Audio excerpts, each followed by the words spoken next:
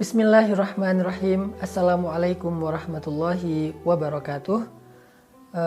Alhamdulillah wassalatu wassalamu ala Rasulillah. Rabbi syrah li sadri wa yassir li amri wahlul 'uqdatan min lisani yafqahu qawli.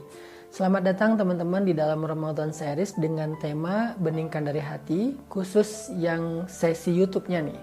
Dalam sesi kedua Beningkan dari Hati kita kali ini, saya akan meneruskan tentang pembahasan khusyuk di dalam sholat.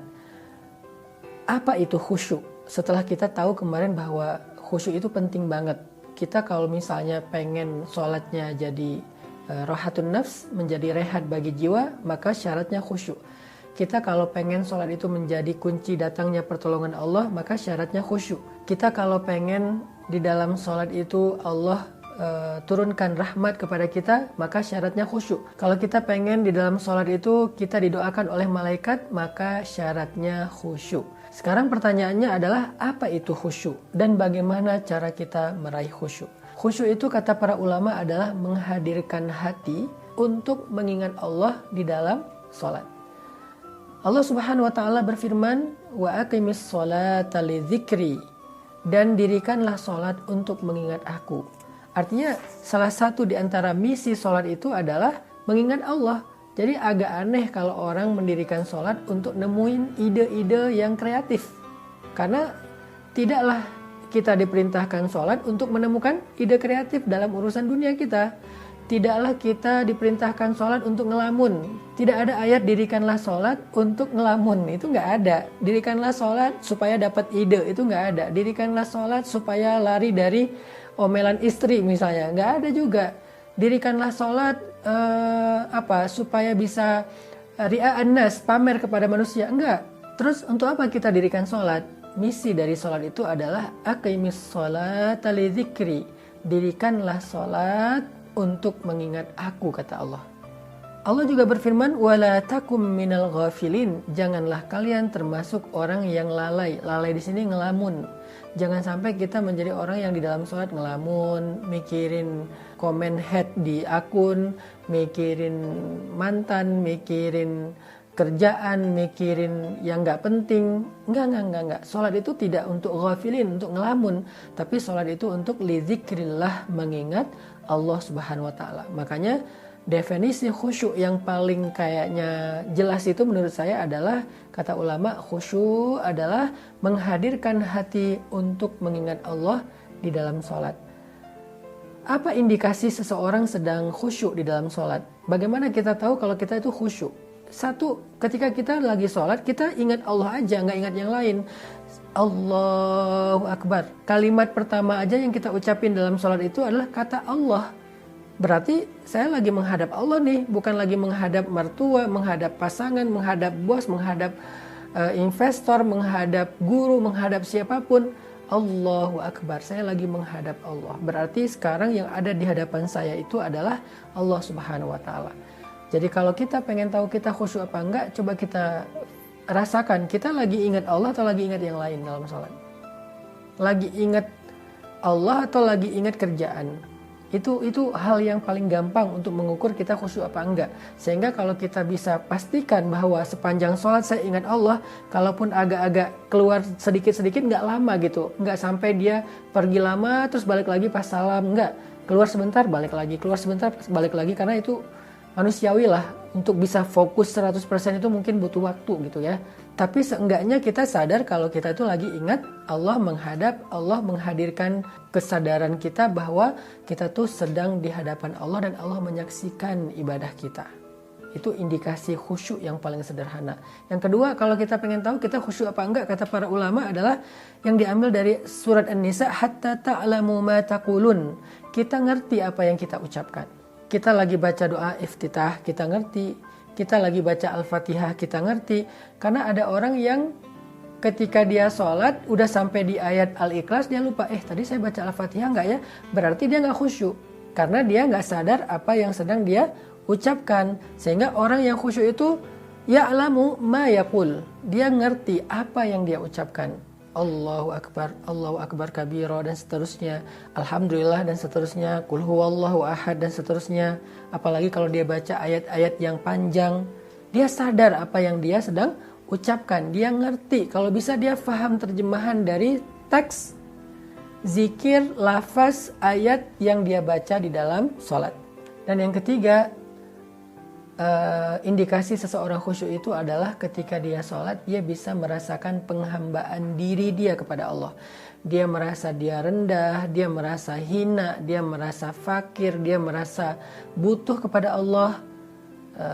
Antumul fuqara'u ilallah, kalian itu fakir, kalian itu sangat butuh Allah. Wa nahnu du'afa, kita ini lemah di hadapan Allah. Apalagi kita ini hina di hadapan Allah, kita ini banyak aib di hadapan Allah. Saya lagi menghadap Allah, Tuhan saya, dan saya adalah hamba. Hamba itu tunduk merendahkan dirinya di hadapan Tuhannya, dan itulah ciri orang yang khusyuk. Tapi kalau kita sholat seperti bukan sedang menghadap Tuhan, sedang tidak menghadap Tuan, sedang tidak menghadap Raja, sholatnya kayak lagi ketemu malah dengan bawahan kita, dengan budak, dengan pekerja, dengan anak, dengan orang yang kita nggak segani, berarti kita nggak khusyuk. Sholatnya geraknya nggak sesuai dengan gerak sholat, asal-asalan, terlalu banyak gerakan-gerakan yang nggak diperlukan, maka kita berarti tidak khusyuk. Makanya khusyuk itu menghadirkan hati dalam kondisi kita menghamba, menghargai, menghormati, berhati-hati di hadapan Allah Subhanahu wa taala. Gimana ketika kita ketemu dengan orang yang sangat kita hormati, ketemu presiden misalnya. Gimana tuh? Pasti kita akan memperhatikan cara duduk kita. Saya pernah ketemu orang penting banget ya, saya nggak usah disebutkan siapa, orang penting banget. Pas ketemu beliau tuh saya duduk di depan meja, satu meja dengan beliau, saya sampai salah tingkah nih. Yang sopan itu gimana? Apakah saya letakkan tangan saya begini di atas paha saya, atau meletakkan tangan di atas meja? Kalau saya letakkan tangan di atas meja, gimana bentuknya gitu. Terus kalau beliau ngomong, apakah saya melihat wajahnya, atau saya ngangguk-ngangguk, atau seperti apa? Itu hati-hati banget karena saya menghargai beliau. Nah, gitu nggak kita di dalam sholat? Menghargai Allah nggak kita dengan gerak-gerak tubuh kita, sehingga orang yang sholatnya memperhatikan gerak tubuhnya, takbirnya dia perhatikan karena dia sedang menghadap Zat pencipta alam semesta, berarti dia orang yang sedang dalam kondisi yang khusyuk. Tapi kalau kita nggak asal-asalan gitu dalam gerakannya tuh nggak hati-hati, kayaknya itu bukan ciri-ciri orang yang khusyuk. Setelah kita tahu definisi dari khusyuk, gimana cara biar kita bisa khusyuk? Cara yang pertama supaya kita bisa khusyuk dalam sholat itu adalah kita belajar merasa butuh kepada Allah Subhanahu wa taala, teman-teman. Kita akan serius terhadap sesuatu kalau kita ngerasa butuh. Kita serius bekerja karena kita lagi butuh penghasilan. Kita serius kepada seorang cewek karena kita merasa butuh dia untuk mendampingi hidup kita. Kita serius masak supaya enak karena kita butuh makan enak. Banyak orang yang gak serius dalam sholat, artinya gak khusyuk, gak menghadirkan hati, pikiran, perasaan dia di dalam sholat karena dia sendiri ngerasa kayak gak butuh kepada Allah. Dia malah ngerasanya Allah yang butuh dia, Allah yang manggil dia, Allah yang begging supaya dia datang ke masjid, Allah yang menginginkan dia tidak menginginkan Allah. Itulah awal dari masalah kenapa kita susah untuk khusyuk. Jadi biar kita bisa khusyuk, kita tuh harus merasakan nahnu fuqara'u ilallah. Kita ini fakir, kita ini butuh Allah banget. Apalagi ketika kita banyak masalah. Coba teman-teman kalau lagi banyak masalah ngerasain kan gimana sholat kita khusyuk. Lagi banyak masalah banget nih, sampai kita kayak hampir putus asa, gak bisa berharap ke siapa-siapa. Saat itu kita ngerasain kan betapa nikmatnya sholat kita. Bahkan sholat subuh pun terasa nikmat, biasanya ngantuk, bahkan mungkin gak bangun. Sholat tahajud pun terasa ringan, biasanya berat banget. Sholat sunnah itu jadi ketagihan, biasanya dihindari. Kenapa? Saat kita lagi ada masalah, sholat itu terasa rohah, rehat banget. Karena kita ketika lagi ada masalah tuh merasakan butuh kepada Allah. Tapi kalau misalnya nggak lagi ada masalah besar, kita kayak nggak ngerasa butuh sama Allah, makanya sholatnya susah khusyuk. Sekarang coba belajar merasa butuh pada Allah. Gimana cara belajar merasa butuh pada Allah? Ingat, hidup kita ini seutuhnya di tangan Allah. Allah bisa memberi kita kebaikan dalam hidup dengan mudah. Allah juga bisa mengambil kebaikan itu dari hidup kita dengan sangat mudah. Allah menghidupkan, mematikan. Allah yang memberikan kemuliaan dan menghinakan. Allah yang memberikan kekuasaan dan mencabut kekuasaan dari siapa yang Dia kehendaki. Seutuhnya hidup kita itu biyadihil mulk, di tangan Allah Subhanahu wa taala. Sehingga nggak ada satu detik pun yang kita nggak butuh Allah. Kalau kita nggak butuh Allah untuk memberikan kita pertolongan dalam masalah, setidaknya kita butuh Allah agar Allah menjaga nikmat dalam kehidupan kita supaya tidak dicabut. Kita selalu butuh Allah. Itu hadirkan terus. Dan rasa butuhnya kita ke Allah itu kita coba rasakan lebih daripada butuhnya kita kepada apapun. Kepada makhluk, kepada harta, kepada pekerjaan, apapun. Kita lebih butuh Allah daripada apapun.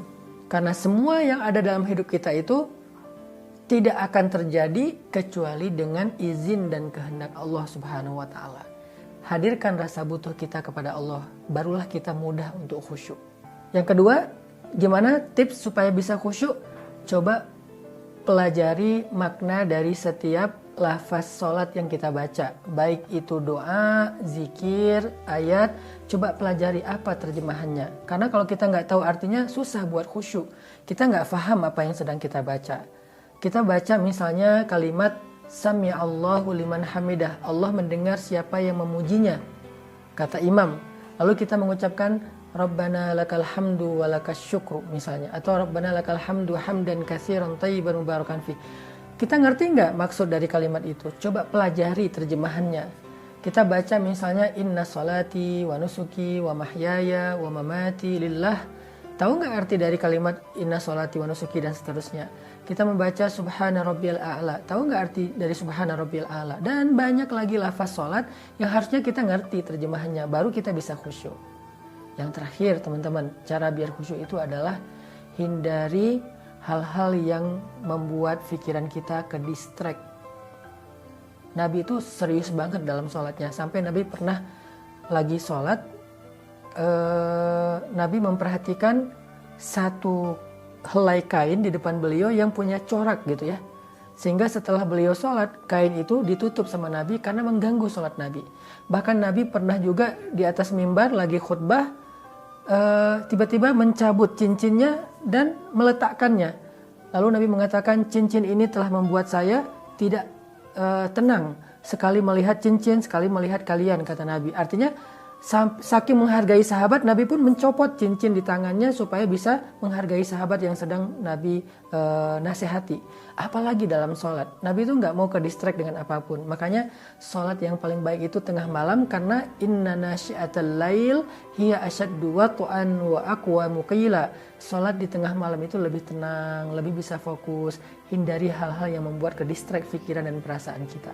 Sebelum sholat, bereskan dulu urusan kita supaya sholat kita nggak terganggu dengan urusan itu. Makanya ada hadis qaddimul asya alal isya, dahulukan makan malam dari sholat isya. Artinya kalau kita lagi lapar banget habis pulang dari perjalanan jauh, maka makan dulu sebelum sholat. Kenapa? Biar kita sholatnya nggak ke distract dengan rasa lapar. Itu diantara sekian banyak tips ya untuk bisa dapetin sholat khusyuk. Yang intinya kata Nabi, ada orang sholat dia hanya mendapatkan 1/6 dari sholatnya. Ada yang sholat hanya mendapatkan 1/3 dari sholatnya. Ada yang sholat mendapatkan 1/2 dari sholatnya. Artinya sholat seseorang itu tergantung kualitas khusyuknya. Dan hanya dengan khusyuk kita akan merasakan rohatun nafsi fis sholah, rehatnya jiwa di dalam sholat. Yuk belajar sholat khusyuk, sholat yang berkualitas dengan latihan sholat tarawih di bulan Ramadan. Pilih masjid yang sholatnya santai, benar-benar tarawih. Sehingga setelah Ramadan kita bisa break dari segala urusan dan kepenatan dunia dengan cara Allahu Akbar di atas sajadah. Semoga kajian ini bermanfaat. Barakallahu fikum. Wassalamualaikum.